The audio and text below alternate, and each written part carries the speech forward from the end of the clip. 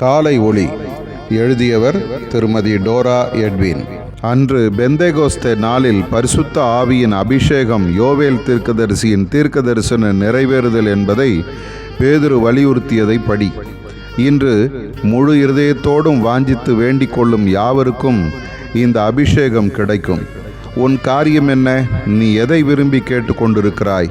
அழிந்து போகிற உலகப் பொருட்கள் தானே உன் பட்டியலில் முதலில் உள்ளது. தெளிந்த புத்தியே உனக்கு தேவைப்படுகிறது. இருள் பூமியையும் காரிருள் ஜனங்களையும் மூடும். இந்த வேளையில் உன் இருதயத்தை ஒருமுகப்படுத்தி என் அபிஷேகத்தை பெற்றுக்கொள். உன்னை சுற்றிலும் என் திட்டம் நிறைவேற நாள்கள் இல்லை. என் வருகை மிக மிக சமீபம்.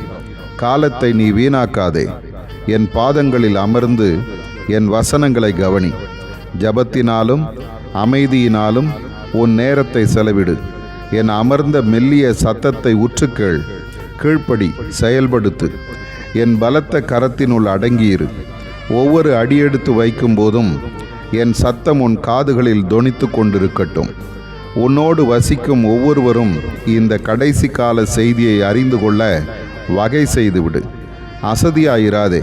உன் வாழ்க்கையின் சாட்சியும் நீ பேசும் வார்த்தைகளும் ஒத்துப்போகட்டும். முரண்பாடாக வாழாதே. பரிசுத்தமே உன் லக்காக இருக்கட்டும். ஆதார வசனம்: மாம்சமான யாவர் மேலும் என் ஆவியை ஊற்றுவேன். யோவேல் 2:28.